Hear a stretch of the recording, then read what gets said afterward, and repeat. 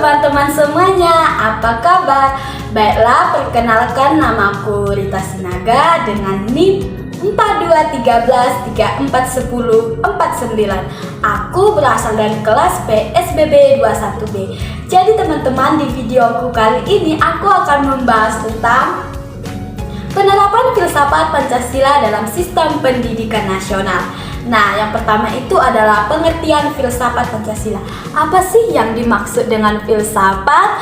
Filsafat itu berasal dari kata filosofi, yang secara epistemologinya itu teman-teman berasal dari dua kata, yaitu philos yang artinya itu adalah cinta, dan sophia yang artinya itu merupakan hikmat ataupun kebijaksanaan. Jadi secara etimologi filsafat itu berarti cinta kebijaksanaan dalam arti sedalam-dalamnya. Nah, setelah itu filsafat juga teman-teman bisa diartikan sebagai pengetahuan dan penyelidikan dengan akal budi mengenai sebab-sebab, asas-asas hukum, dan sebagainya dari segala yang ada dalam alam semesta, ataupun untuk mengetahui kebenaran dan arti adanya sesuatu yang ada di muka bumi ini. Nah, setelah mengetahui hal itu, apakah yang dimaksud dengan filsafat Pancasila? Filsafat Pancasila merupakan penggunaan nilai-nilai Pancasila sebagai dasar dan pandangan hidup bernegara. Pancasila sendiri mempunyai fungsi dan perannya, yaitu adalah sebagai pedoman dan pegangan dalam sikap tingkah laku dan perbuatan dalam kehidupan sehari-hari, baik itu dalam bermasyarakat, berbangsa, dan bernegara bagi bangsa Indonesia. Nah, Pancasila juga teman-teman sebagai filsafat berarti bahwa Pancasila itu mengandung pandangan, nilai, dan pemikiran yang dapat menjadi substansi dan isi pembentukan ideologi Pancasila. Setelah hal ini, kita akan masuk ke pembahasan yang kedua teman-teman, yaitu adalah sistem pendidikan nasional. Teman-teman, seperti apakah yang dimaksud dengan sistem pendidikan nasional? Nah, sistem pendidikan nasional itu adalah suatu keseluruhan yang terpadu dari semua kesatuan dan aktivitas pendidikan yang saling berkaitan untuk mengusahakan tercapainya tujuan dari pendidikan nasional, seperti yang tertulis dalam undang-undang teman-teman. Nah, adapun tujuan dari sistem pendidikan nasional adalah untuk memberikan arahan kepada semua kegiatan pendidikan dalam satuan-satuan pendidikan yang ada di Indonesia. Dan tujuannya itu juga ada tertulis di TAP MPR nomor 4 MPR 193, di mana isinya itu adalah untuk membentuk manusia yang sehat secara jasmani dan rohani, memiliki pengetahuan dan keterampilan, dapat mengembangkan aktivitas dan tanggung jawab, dapat mengembangkan kecerdasan yang tinggi, dan juga disertai dengan budi pekerti luhur. Nah, teman-teman, kita akan masuk ke pembahasan yang ketiga, yaitu adalah peran filsafat Pancasila terhadap sistem pendidikan nasional di Indonesia. Nah, di Indonesia itu teman-teman, ternyata pendidikan itu dapat diartikan sebagai suatu proses. Kenapa ya di Indonesia dapat diartikan sebagai suatu proses? Karena pendidikan itu merupakan usaha sadar dan penuh tanggung jawab dari orang dewasa dalam membimbing, memimpin, dan mengarahkan peserta didik dengan berbagai problem atau permasalahan dan pertanyaan yang mungkin akan muncul nantinya dalam pelaksanaannya, teman-teman. Nah, setelah itu pendidikan di Indonesia juga dapat diartikan sebagai hasil. Kenapa ya pendidikannya sebagai hasil gitu ya? Karena pendidik itu merupakan wahana untuk membawa peserta didik mencapai tingkat perkembangan yang optimal sesuai dengan potensi pribadinya, sehingga dapat menjadi manusia yang sadar dan bertanggung jawab akan tugas-tugasnya sesuai dengan kehidupannya dan sesuai dengan hakiki dan ciri-ciri kemanusiaannya. Nah, setelah itu teman-teman, sebagaimana yang telah tercantum dalam Undang-Undang Sistem Pendidikan Nasional yang ada di Indonesia, yaitu tertulis pada Undang-Undang Nomor 20 Tahun 2003, dijelaskan teman-teman bahwa pendidikan itu adalah usaha sadar dan terencana untuk mewujudkan suasana belajar dalam proses pembelajaran agar peserta didik secara aktif mengembangkan potensi yang ada dalam dirinya itu, yang mana untuk memiliki kekuatan spiritual, keagamaan, pengendalian diri, kepribadian, kecerdasan, akhlak mulia, serta keterampilan yang mungkin nantinya akan diperlukan oleh dirinya, masyarakat, bangsa, dan negara Indonesia. Pendidikan juga menyediakan kesempatan bagi peserta didik untuk mengembangkan serta menggali segala potensi yang ada dalam diri mereka sehingga dapat berkembang lagi, teman-teman. Nah, sedangkan di sini pendidik berperan sebagai fasilitator, organisator, dan motivator serta memfasilitasi pelajaran dan mengarahkan ataupun menuntun dan mendorong peserta didik dalam aktivitas belajarnya agar suatu proses pembelajaran itu bisa berjalan secara efektif dan efisien sesuai dengan tujuan pendidikan kita, teman-teman. Dan dalam Undang-Undang Signas tahun 2003, Bab 2 Pasal 3 dijelaskan bahwa tujuan dari pendidikan nasional itu adalah sebagai berikut, yaitu pendidikan nasional berfungsi untuk mengembangkan kemampuan dan membentuk watak serta peradaban bangsa yang bermartabat dalam rangka mencerdaskan kehidupan bangsa yang bertujuan untuk berkembangnya potensi peserta didik agar menjadi manusia yang beriman dan bertakwa kepada Tuhan Yang Maha Esa, terus memiliki akhlak yang mulia, terus sehat, berilmu, kreatif, mandiri, agar dapat menjadi warga negara yang demokratis serta bertanggung jawab nantinya, teman-teman. Nah, pendidikan juga, teman-teman, ternyata bisa berlangsung di keluarga, bisa juga di rumah, di sekolah, dan di masyarakat. Jadi dimanapun kita berada, teman-teman, kita bisa melakukan suatu pendidikan. Baiklah, teman-teman, kita akan melanjutkan materi yang keempatnya, itu adalah pandangan filsafat Pancasila terhadap sistem pendidikan nasional.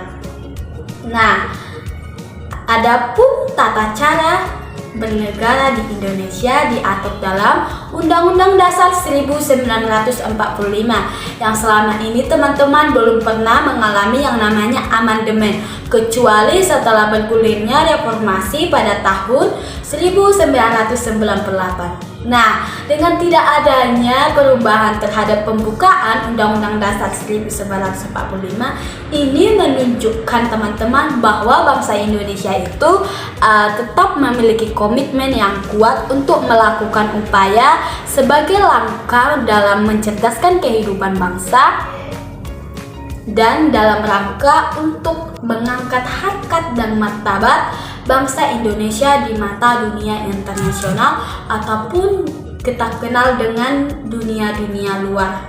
Nah, setelah itu di sini kita lihat saja ya, teman-teman, jika pendidikan di Indonesia memiliki harkat dan martabat di mata dunia internasional ataupun di negara luar, otomatis kan, teman-teman, akan banyak nanti negara-negara luar melakukan berbagai hubungan kerjasama dengan Indonesia, baik itu dalam sistem ekonomi, politik, sosial, budaya, terutama, teman-teman, di bidang pendidikan. Karena jika mereka melihat bahwa pendidikan kita sudah maju dan dapat menjadi pandangan bagi negara-negara mereka ataupun negara-negara luar, maka, teman-teman, di sini mereka juga ingin menjadikan negara mereka itu pendidikannya maju seperti yang ada di negara kita. Otomatis kita sebagai pelajar akan bangga dengan hal itu, dan kita sebagai masyarakat juga bangga.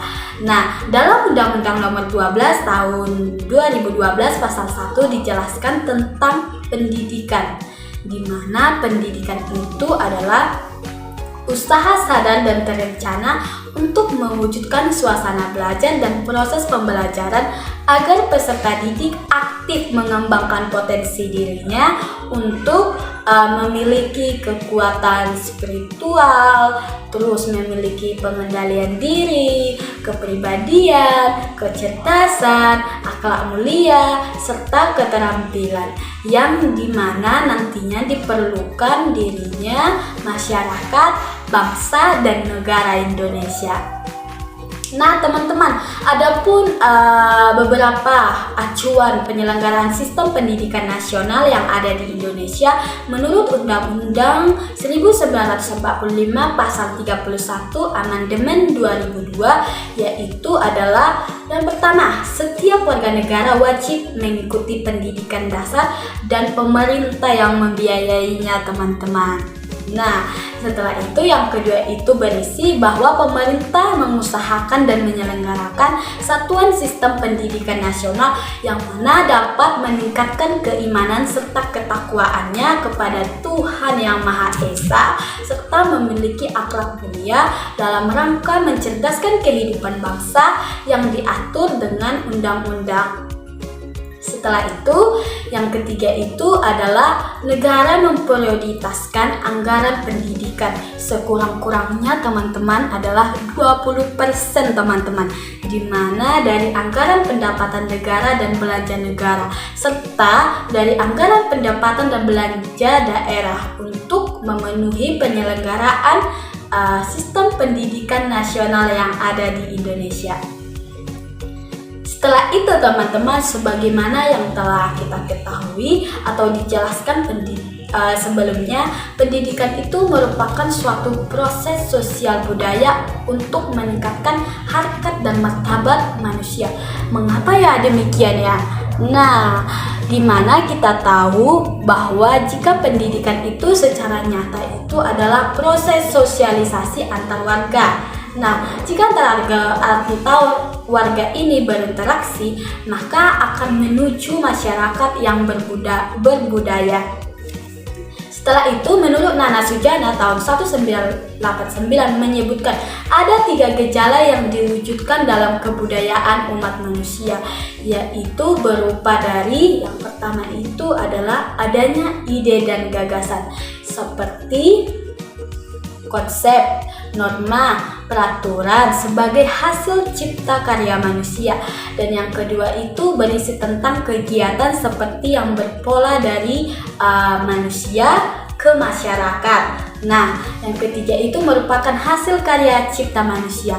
Ternyata teman-teman, dalam pemahaman yang sama, adapun pendapat menurut Daud Joseph dan Raka Joni menyebutkan bahwa sumber dari ratusan ribu nilai ada dalam masyarakat untuk dikembangkan melalui proses pendidikan. Adapun 3 hal itu terdiri dari yang pertama teman-teman adalah pikiran atau logika, yang kedua perasaan atau estetika, dan yang ketiga adalah kemauan atau etika. Nah, menurut Harith Abjad tahun 2002 menyebutkan ternyata peraturan Sikdiknas itu belum dapat teman-teman berfungsi dengan baik untuk manusia yang ada di Indonesia. Nah, agar berfungsi dengan baik maka ada beberapa hal yang harus dilakukan. Yang pertama adalah pendidikan harus dikelola dengan prinsip keadilan, dan yang kedua itu adalah pengelolaan pendidikan harus terbuka dalam rangka mengakomodir partisipasi masyarakat banyak. Dan yang ketiga itu adalah pengelolaan pendidikan itu harus bersifat inklusif dan hindari jauh-jauh yang dinamakan dengan eksklusif yang berlebihan teman-teman. Dan yang keempat itu pengelolaan pendidikan di semua tingkat harus secara profesional. Dan yang kelima adalah pengelolaan pendidikan dengan melibatkan stakeholder dalam rangka pengayaan dan demokratisasi pendidikan. Dan yang terakhir itu adalah yang keenam, di mana pendidikan nasional itu hendaknya benar-benar mendorong tercapainya pemerataan pendidikan. Nah, di sini teman-teman, ternyata pendidikan itu sudah menjadi watak ataupun karakter budaya bangsa Indonesia kita. Namun sejauh ini hasilnya belum seperti yang diharapkan teman-teman. Walaupun demikian, dalam memenuhi kebutuhan masyarakat akan pendidikan yang dilihat merupakan pendidikan itu sangat penting dalam kehidupan berbangsa kita. Maka ada beberapa kebijakan yang dilakukan oleh pemerintah yang dilihat dari kebijakan kualitatifnya, di mana mereka mengambil kebijakan yang berkaitan dengan pendidikan seperti, ada yang tahu teman-teman?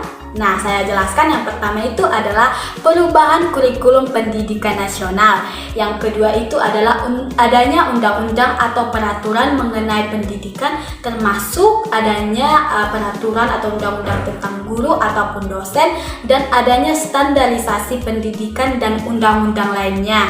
Yang ketiga itu adalah adanya peningkatan angka partisipasi belajar anak usia sekolah pada semua jenjang sekolah. Dan yang keempat itu adalah adanya penambahan anggaran pendidikan oleh daerah sesuai dengan amanat pembukaan Undang-Undang Dasar 1945. Dan yang terakhir itu adalah adanya konsep manajemen pendidikan yang berbasis sekolah dan standarisasi pendidikan dan lain-lain teman-teman. Dan di sini sekianlah presentasi dari saya teman-teman. Semoga kita sebagai pelajar bisa lebih meningkatkan pendidikan kita di Indonesia, sehingga seperti harapan bangsa kita, kita bisa memiliki harkat dan martabat di hadapan ataupun di mata dunia internasional. Nah, sekian presentasi dari saya. Apabila teman-teman ada kata-kata ataupun tindakan-tindakan yang salah dari saya mohon maaf. Terima kasih teman-teman. Bye-bye.